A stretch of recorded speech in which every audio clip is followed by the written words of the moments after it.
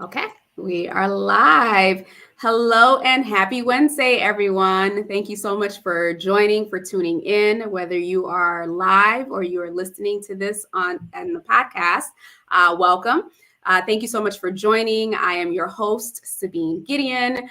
If you're completely new to the show, welcome. I'm excited to have you here. Give me 1 second. It says we're having some trouble posting to LinkedIn. 1 second. I mean, it's not a live show if there isn't some technology challenges. So true. All right. I'm going to go ahead and continue, and then while you're doing your intro, I will look into this. But for those of you who are completely new to the show, welcome. I'm excited to have you here. For those of you who are returning, welcome back. I am equally excited to have you here. And so again, I'm Sabine Gideon. I'm the host of the show. I also serve in the capacity as an executive and career leadership strategist. And my focus, or the people that I work with, are primarily women and emerging leaders. I also serve them in the capacity with my books, Leadership Reloaded being one of them, which we will talk through today, as well as speaking engagements for organizations and corporations.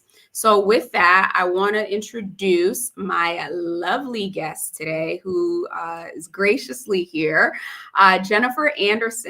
And so Jennifer has over 25 years as a leadership career strategist and author, consulting with national and international companies to build their leaders into the leaders that everyone wants to work for, while also reducing employee attrition. She is a sought-after speaker about leadership and has addressed many industry organizations and universities. She is published in Forbes and other trade magazines, and her most recent body of work, her book, Call for Compassion, Building a Compassionate Environment for Collaboration, will be out on Amazon in this month. So tune in. For those of you who are watching live, I'd say go ahead and bookmark that. For those of you who are listening to the podcast, it will be included in the show notes below. So without that, please, I think we're back. We're on LinkedIn now. Yay. So with that, Jennifer, please share a little bit more about who you are. Share with us some of the major career milestones for those who missed you on episode 65 of the original Leadership Reloaded series. Yeah, exactly. Thank you so much. It's so fun to do this with you again. It's so great. I love having multiple touches with people out there in the world. So thanks. It's really good to see you again. And thanks for all the good work that you're doing. I think it's important. So thank you for that. So a little bit about me. I mean, I'm the type of person who, over the years, I was the dutiful child who went to college and graduated because that's what your parents and your grandparents, at least in my family, that's what they were telling me. And so I went off to college to become a school teacher. And one semester into college, I'm like, what? No, I don't want to do that. And it also got me thinking about all my favorite teachers growing up.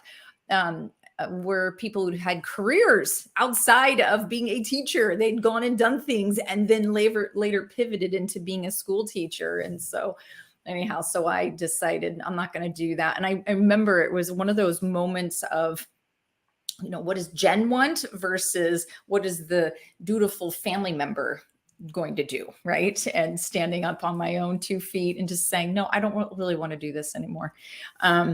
Another little side note, funny thing is that I grew up with just one brother. And when my mom would buy a head of broccoli, I could think the big round thing of broccoli, she always gave my brother the top part of it and gave me the stem part of it. And she would always say, she's like, oh, Jennifer, this is your favorite part. And Matthew, this is your favorite part. So I just ate it. Never thought about it. While I was in college, I remember eating in the dorms and going to the cafeteria, and they'd serve steamed broccoli one day with whatever dish it was. And I ate the whole broccoli, the top part and the bottom. I was like, I like the top part of broccoli. Like, what's going on here? So I ended up calling my mom. I'm like, I that I didn't like, what happened? Why? I thought you always told me I didn't like the top part of broccoli. She's like, no, she's like, your brother hated the stems. And you were such a compliant child that you would just eat the stems and I get him to eat the tops and everything was good. And we got all the vegetables eaten. And so it sounds like I've like lived in this like really demanding household, but it's not so much that as it is learning and growing and paying attention to what you like. And it's okay. And you can have interests, you can evolve and grow and develop.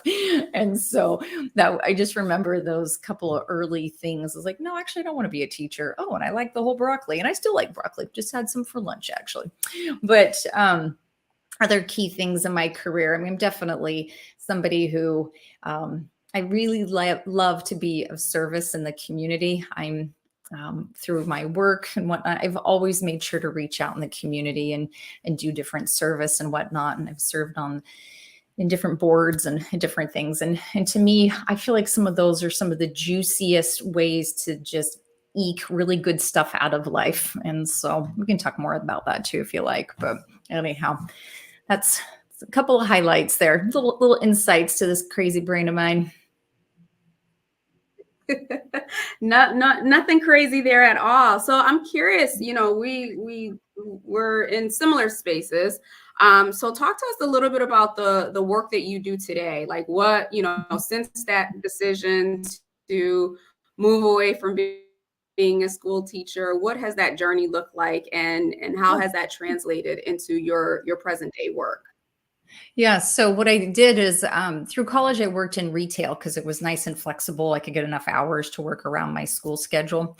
And so I ended up getting into retail management. And then I got to a point where I'm like, oh, this is hard. Like all my holidays sucked. It's just like I never could have like a Sunday off, things like that. And so I'm like, you know what? I don't want to do retail anymore, even though I was really, really, really, really, really good at it. I took like one of the lowest performing stores in the company and took it to the top 10. It was like unheard of kind of stuff. And so, but I just was like, I'm good at it, but I don't love it. And so I decided at that point, okay, if I'm not going to do retail anymore, what is it I want to do? And I couldn't find a job. I thought maybe customer service. And I ended up going to a recruiting firm looking for a temp job. I thought, well, I could just find a temp job somewhere. Let's start with that. I'm a college graduate. I'm an intelligent person. I've managed the store. Like, I'm sure they can find me a job. And they said, do you want to be a recruiter?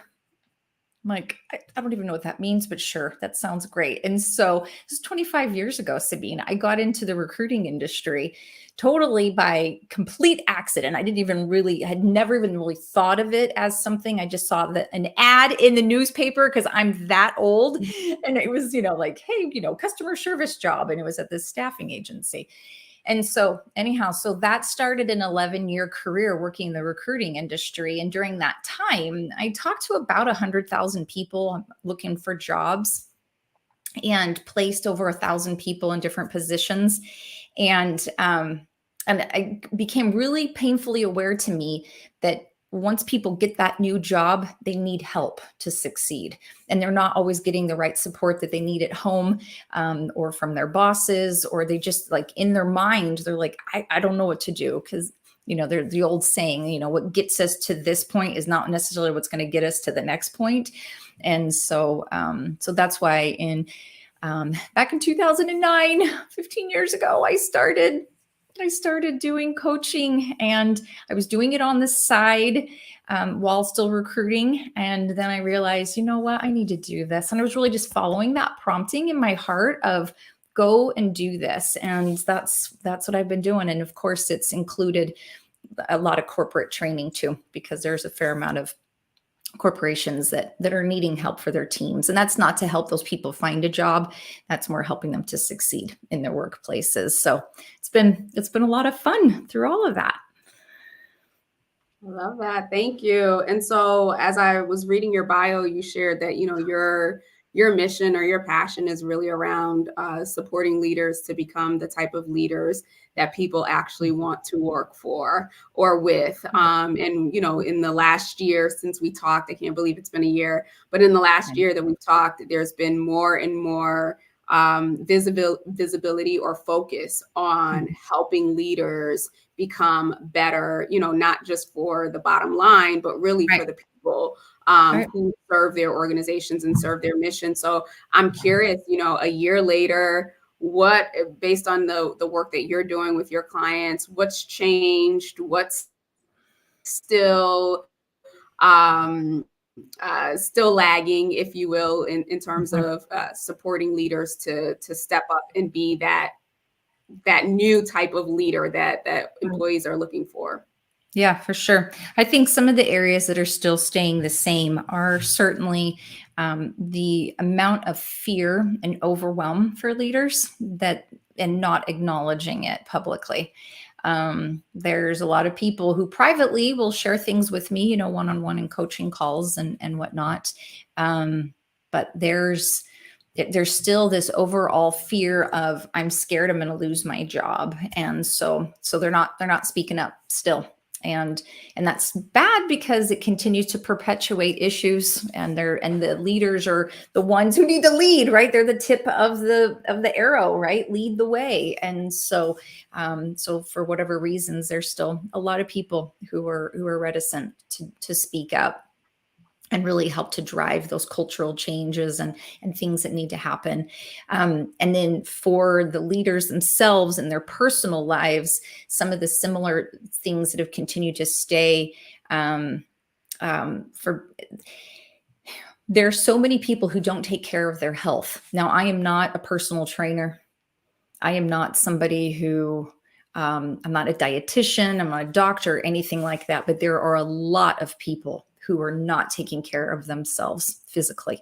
And so sleep issues, lack of just good rest, not taking vacation time, not prioritizing their health, working hard through the day, meaning no lunch break, or if they're getting something to eat, it might be some kind of fast, high sugary, think chips or candy bar, something like that. There's still a lot of people who are continuing to do that. And when I talk with them about, how they're managing their days and whatnot, it's an interesting shift. So talking about things that I'm seeing that's going better. I mean, definitely for people who recognize how important their health is, and and that's not just your physical health, but it's also your mental health. Man, they're the ones who really it's like they become these awakened beings when they realize, oh, I'm putting this, food in my mouth.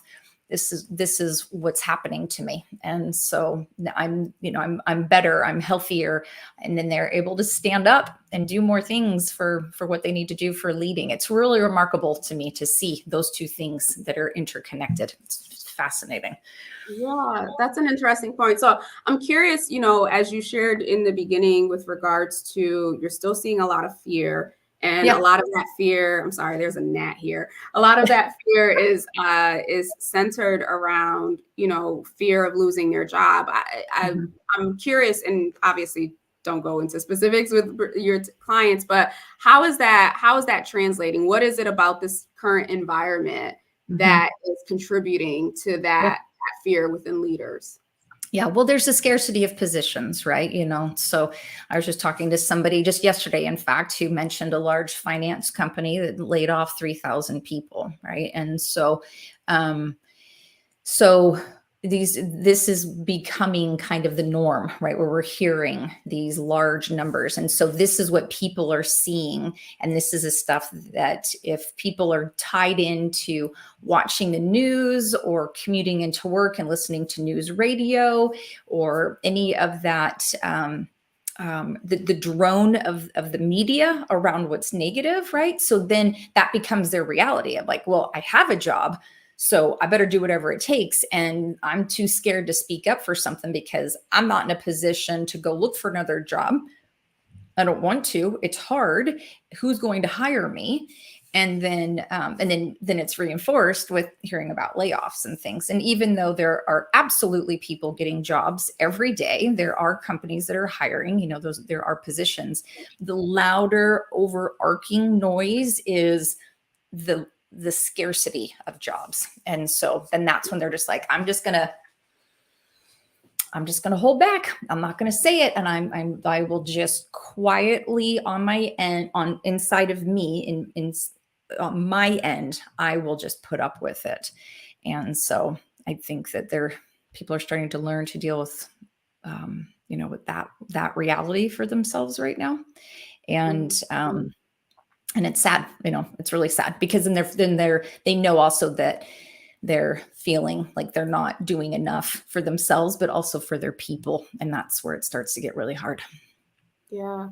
That's Yep. interesting because, this time last year when we were talking, it was more around, what does the new normal look like, right? There was already this extended period of fear and of unknown and of certainty. So people were already, especially leaders, they were making decisions that were rooted in fear, Yeah. whether that, was around for themselves, their businesses, their organizations, you name it. And here we are a year later where it feels like that same tension is there. It's just a different target, if you will, or it's due to a different issue. Yeah. Which, as we know, as coaches, right? Like whatever we consume is what we project out there. And so I Okay. can Yeah. imagine that this is having an impact more than just the leader itself, but the organization as a whole. It's interesting, especially during times like this where there's a lot of uncertainty and there's a lot of fear. I think that this is the type of time, at least this is what I'm doing, where I double down more so on who I am, what's my mission, what am I driving towards, and Yeah. filter out all the noise, because you can't even effectively lead yourself, let alone an entire Right. team, Yes. organization, department, Right. you name it, if Mm-hmm. you are so consumed with everything that is coming at you. So I'm curious, just for you in general, Mm-hmm. not necessarily your clients, but what do you do? What are some practices that you've put in place to kind of keep yourself Mm-hmm. focused and whole on, what the mission is, what you're targeting, and not get sucked into the fear mongering and the scarcity Yeah. and the lack consciousness that's out there? Yeah, for sure. Well, for me personally, I start my day in prayer. I am all about talking to God, opening my scriptures, and having that quiet time. I have a daughter who is 8 years old, and unless there is an emergency, she knows that she is not to interrupt me before 7 o'clock in the morning. I'm not a very Christian mother if I don't get some time. I'm just going to be honest about it. And so having that quiet spiritual time in the morning for me it's almost non-negotiable. Mhm. And so, I mean, even if we go on family vacation, I'm still doing it. And so, and there are people who are like, well, don't you want to sleep in? I'm like, no, not really. I'm good. Because by 6 o'clock, like I'm already like used to waking up anyhow. So, and I'd rather have that peaceful time, that quiet alone time with me and God than getting an hour of sleep, quite honestly. Like I really, it's like, it's that much more of an importance to me. And then I actually am very careful about what I eat. I can tell when I'm not eating well. Like I just don't do well. I can't. My stress levels are. I just can't handle it, and I'm not responding as patiently and as kindly and as compassionate for myself as well as for others. And so, and that's again, this isn't because I talked to like some doctor somewhere and they're like, you have to eat this and this. And like, that's not what I can just tell. I can absolutely tell. And then the other thing too is I've gotten more and more exacting with cutting things out of my schedule and being very, very particular about my schedule. And that makes a huge difference for me because I can tell if I have too much packed in, I just I can't handle the stress of the things that are going on. And so, and I know that I'm in a different situation where I'm working from home, and as a business owner, I have a lot of choices, right, of how I'm going to spend my time, and that can be very different from somebody who is an executive working at a company, and the expectation is that you're on from 8 to 6, right? And so, however, I still, even when I used to work full time, I used to make sure that I had the type of lunch break that I wanted to have. And if that lunch break was with a friend or with a client or whatever it was, like that was still a priority for me in the middle of the day. And it didn't matter if I was working until 6, 7 o'clock at night, it didn't matter. I still made sure to have that little time for me in the middle of the day. And so anyhow, so I've continued to do that. I'm trying to think of, I think that I'm also not really interested in talking about surface stuff. So like if somebody wants to talk about like the weather or something like that, I will very quickly change the conversation. I don't want to give energy to that. I know people are always like, well, the weather, everybody has something to talk about. I'm like, okay, but if that's all we can conjure up, then, oh, I'm good. I'd rather be alone than talking about that. I have really low patience. It's probably one of my biggest pet peeves. I mean, it's different. Like I'll just give an example. So we moved from Utah to Missouri. We're in the Midwest. There are tornadoes here. I've never lived in a place with tornadoes. I grew up in San Francisco. There's like earthquakes, you know what I mean? I never grew up around tornadoes. So I'm like, what do I do? Right. So it was more of a, hey, how do I prepare myself and my household for if a tornado comes? You know what I mean? To me, that's a helpful, productive conversation. So when I'm talking about weather, I mean, there's times when it's helpful, but in general, I won't get into it. I won't. And then I also don't like to be around people who just want to complain a lot. So that's how I protect myself. That's, I will put that barrier. I'm just like, I'm good. And I will try to redirect them and focus on what's positive and good. And if they won't go there, then I will find ways very quickly to get myself out of that conversation. Because I'm like, I don't want to hear it. I don't need it. I don't want it. I don't want to feed into it. I'm like, no, life's too short. Maybe that's partially because I'm a colon cancer survivor. I'm like, are you kidding me? Like, my ticket almost got punched. I'm not going to sit here and talk about weather. No way. No, thank you. So it sounds like your strategy, if we want to put it that way, is really around being intentional on what you feed yourself, right? So that pouring into yourself first, that ensuring that whatever you are consuming, whether that is food, whether that is information, whatever it is out there, that you are very selective about that. And that allows you to do the work that you're doing. And something that you said too was with regards to, us being in a different environment where, to an extent, right, we have some control, or we have more control over our time. But as you know, being an entrepreneur, that's not always necessarily the first thought, right? Most entrepreneurs, like, they are workaholics, AKA recovering workaholic right here.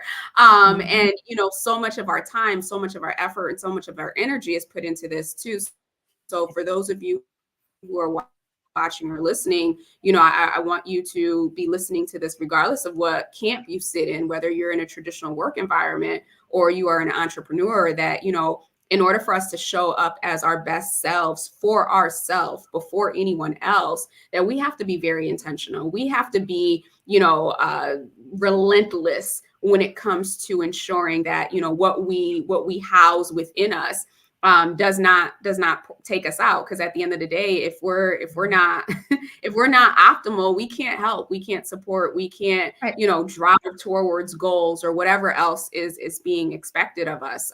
So I thank you for sharing that. And then one other thing that I wanted to touch on too, because with your book coming out around compassion, that has risen to the top of the leaderboard, if you will, if you look at top leadership competencies and what organizations are really Mhm. stressing right now in terms of behaviors that they are expecting their leaders to demonstrate. And of course, employees are expecting that as well. So I'm curious, and you don't have to like spill the beans on your book, but if you could share with us just some high level points around what it Mhm. looks like to be that compassionate leader and what it Sure. looks like Yeah. to build community and connection and everything else. Yeah, absolutely.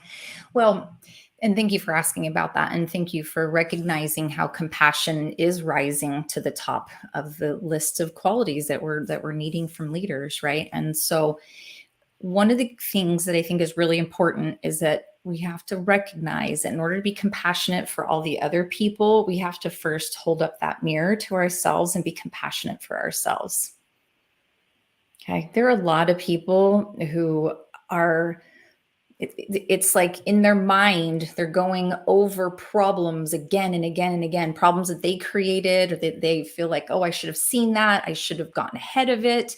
As a leader, it's like you're out there, you're in front, you're leading the charge, so to speak.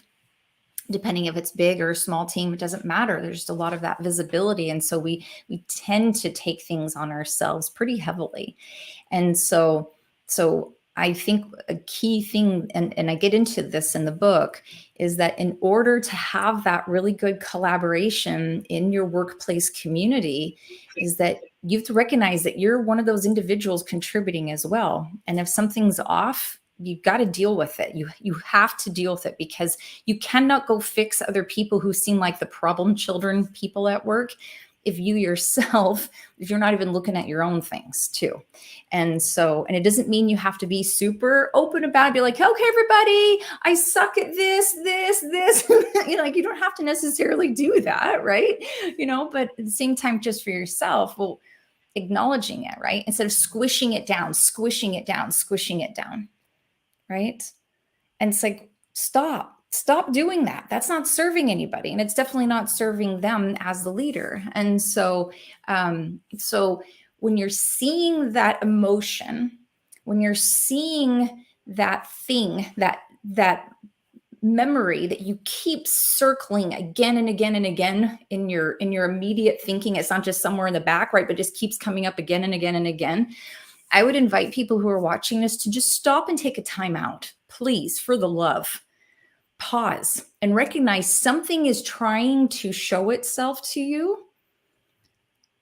Don't try to squash it down. Stop and say, wow, what is this, right? Let your curiosity and say, what is this thing? What's happening here? What's showing itself to me? And this is where having a coach or a mentor is really helpful too, because you can talk things through with people. And then look at that and get real about, okay, well, what's the story behind it? And then there's a whole process where you can reframe things and, whatnot too. But sometimes just that first thing of, well, why is this keep showing up? And there's so many people who are running so fast, Sabine. We're going so fast still as a society that it's like, I don't have time for that, right? I don't have time to deal with this. And then just going to keep coming back, and it's just going to keep biting at you. It's just going to keep biting at you, right? And so when do you ever finally stop and say, okay, I am worth the time. I am just as important as all my people, right? There's a lot of coaching I do. Companies bring me in and they'll have me coach with individuals. And there are so many times people are like, oh, I'm so glad for all the things that my company's doing for my people. I'm like, okay, let's talk about you. What's going on for you? And they're like, oh, wow, I can't remember the last time I had a coach, right? So again, they're like trying to get all the love for other people. I'm like, you deserve this. Let's lean into it, right? You deserve it. And I love watching that shift for people. They start to settle into like, yeah, you know what? I actually do deserve this, just like I deserve to have that hour alone in the morning before my day goes crazy. It's okay, but I have to be intentional. I got to plan for it, right? The same thing for people. It's like if your calendar is so tight and you don't have any spaciousness, when that thing that's bugging you, that keeps nipping at you, when it keeps showing up, you don't have any time. Absolutely. Absolutely. And I couldn't agree with this comment here even more, that we struggle with giving ourselves grace, or the same amount of grace that we extend to others. It's it's that saying, the cobbler's children have no shoes. I believe that that's the official saying. And yes, that's true. You know, as I'm thinking about what you were sharing, and even what you stated before with regards to fear, you know, oftentimes, whether you're sitting in a leadership role or not, what keeps us from, I guess, dealing with or exposing even to ourselves what some of those challenges are is, you know, a lot of people, we aren't taught how to effectively deal with emotions, right? And if we were like the dutiful child like you were, or the high achiever, or the person who, you know, was always rewarded for when they were doing good, it takes effort, it takes work, it takes practice to learn how to be okay or sit in with what we previously defined as failure, and allow ourselves to, you know, work through whatever those emotions were. I don't know about you, but you know, if failure even hinted like it had come near me, all of a sudden it wasn't even about me failing at whatever the thing was. It was a personal attack within myself of, you know, not being worthy and not being this and not being that. And, you know, it's taken time to work through some of those internal messages. So I think the encouragement here for leaders is, for some people who are thinking like, okay, well, yeah, of course I'm compassionate, but they know they're not, right? Compassion really starts with, when you feel an emotion that does not feel good, what is your first reaction? Is your first reaction to ignore it, to stuff it down, to speak it away, to, you know, positively affirm whatever? Or is it just to sit with it and say, you know what, this doesn't feel good, I feel frustrated. You name it first, whatever the thing is, you identify it, feel it, and then let it go. I think that that's the biggest or the best way to begin to train yourself to show yourself compassion, so that you can begin to outwardly project that same compassion onto others as well. But you know, you've been in this game long enough, you know, there are words that are thrown out there, or thoughts and ideas, but yet when it comes down to doing it without instructions, or without, especially if you've never seen it before, how it's demonstrated, without the visual of, this is how you show yourself compassion. This is the small step in showing yourself compassion, or showing yourself grace, or, you know, seeing failure as an opportunity versus, you know, the end all and be all. Yeah, right. Absolutely. So true. And that's where I try to describe to people, you know, it's going to feel like something is nagging at you, right? It's going to feel, ironically, you've had this little gnat that's been bugging you, right? That's been zipping around. You know what I mean? It's like this little thing. It's like, what? Just stop, you know? But it's presenting itself. It's a thing. It's demanding some attention, right? And so it's the same thing with those emotions, right, that come up for us. And so just seeing that for what it is. And if you're so busy constantly consuming so much media, like I would tell people, Mike, turn off the television, people. Turn it off. You know, I go to a restaurant. In fact, just on Monday, I was at a restaurant and they had 4 televisions on that all had totally different things going on. And I almost left the restaurant, but it had really good reviews. I really wanted to try the food. But I was like, why do we need all of this on? Why? Let's turn down the noise, right? But even if in your own life, it's like you have the choice over if you're going to turn that TV on or not, right? And some people have TV on all day long in their house, right? Or think about, you know, music, you know, all the media. There's so much stuff. Do you really need it? Or, you know, but I also think because people are trying to outrun those emotions, they're going to just keep themselves distracted with the noise so that they don't have to feel the things. Yeah. So, but, you know, eventually something will wake up anybody enough to say, okay, I've got to look at something different. And you know, my thought is, instead of it happening to you, why not choose instead that I want this in my life? I want to have more peace and enjoyment and be more present and be aware of my emotions and my feelings and work on having really awesome relationships with people. And when you start getting there, boy, pretty magical things can happen. I agree. I agree. And again, it goes back to it's about intentionality, right? It's about intentionality. We can all say we don't have time. We don't have time to work out. We don't have time to, connect with people. We can always say that. But the truth is, we know that the things that matter to us, we make time for. Absolutely. And so hopefully those of you who are watching or who are listening to the podcast here, you've taken some tidbits away to really start to examine, what am I feeding myself? And again, not just food, right? What am I feeding my mind? What am I feeding my emotions? Right. What am I feeding every aspect of myself? And then examine, where you might have some opportunity to make some changes. This is not an overnight thing, right? Change does not happen overnight. We are humans. And so human behavior will dictate that we will regress at some point, but giving yourself that grace to know that if you are intentional about moving towards a certain path, then you will get there for sure. So I want to head into our blitz session, right, real quick, but wanted to share some announcements, especially for those of you who are listening to the podcast or even watching live. So Leadership Reloaded, even though you can't see this because of all the bright lights, is out on Amazon. If you haven't gotten your copy, I invite you to do so. Jen was on episode 65, I believe, of the show. And at the time we were talking about what was happening again with leaders. It almost sounds like things are still similar. I mean, there's been progress from a societal perspective, but in terms of the weight that leaders are carrying, it sounds like that's still the same. Also, within the show notes, you will find the link to Jen's book, Call for Compassion.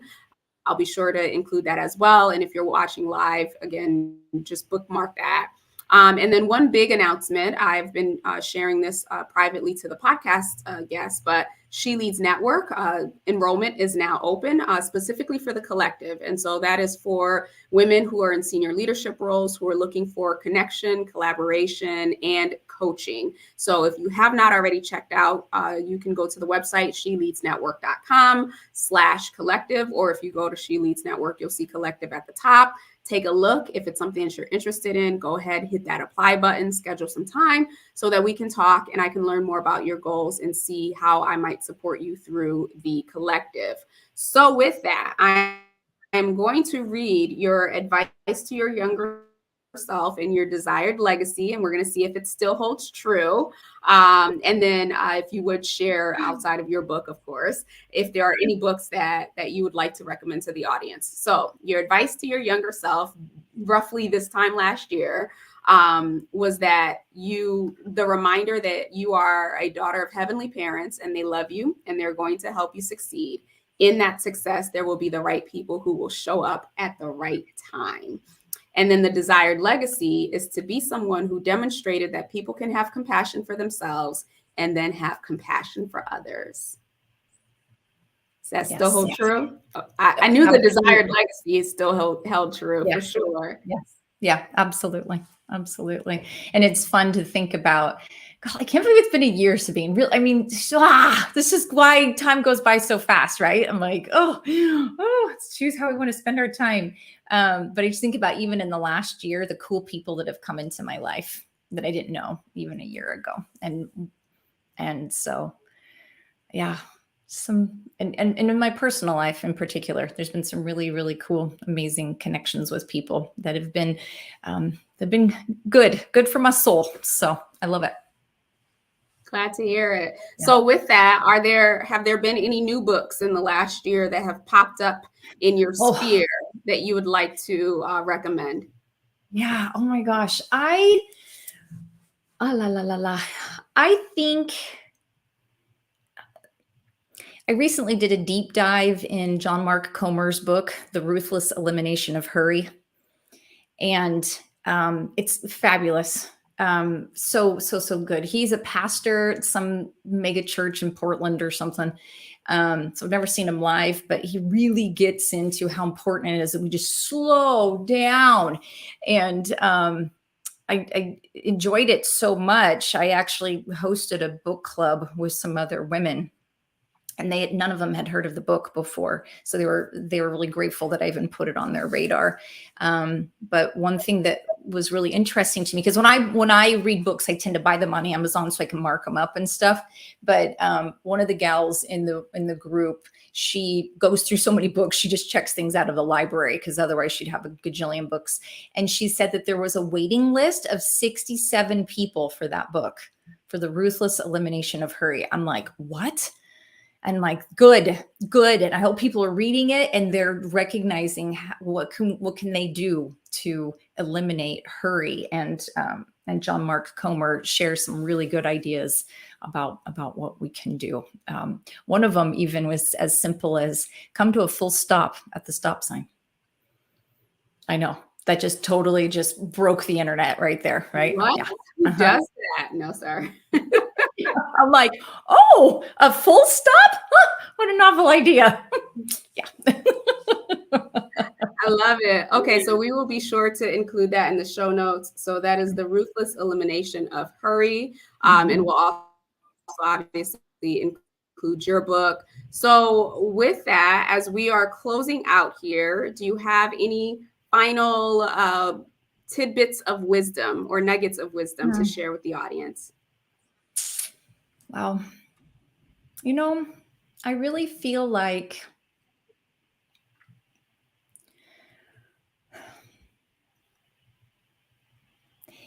what my heart wants to say is this. Let's give each other a break. Let's calm down. Let's really just take an opportunity to get to know other people. And it can really break down barriers. And we need that. And we need connection as much as we possibly can. And I'm not talking about workplace stuff. I'm talking about, like, do you know your neighbors? And let's I really encourage people to do that. I think we need it. And I think our souls are hungry to connect with each other. And it can make all the difference in the world when we do that. And that takes effort. I know it does. I know the introverts in the crowd are like, you want me to talk to people? Yeah, I do, and you're going to find out it's okay. It's all right. So and in doing so, we really start to see people in a different light. And that's what I mean by let's just calm down. Let's just give each other some compassion, right? Give each other a break. So thank you for asking. Absolutely. And thank you. Thank you for that. The perfect way to end off. Well, Jen, thank you so much for coming back on the show. I'm excited for your book, especially excited to have that out in the atmosphere, because we need more compassion. We need more grace, and not just for people who are sitting in leadership seats, but for us as a society in general.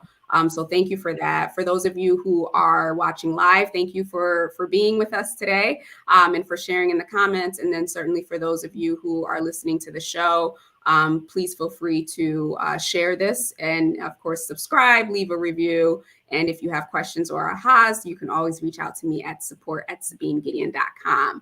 So with that, have a wonderful rest of the week, and we will be back next week. Take care. Thanks.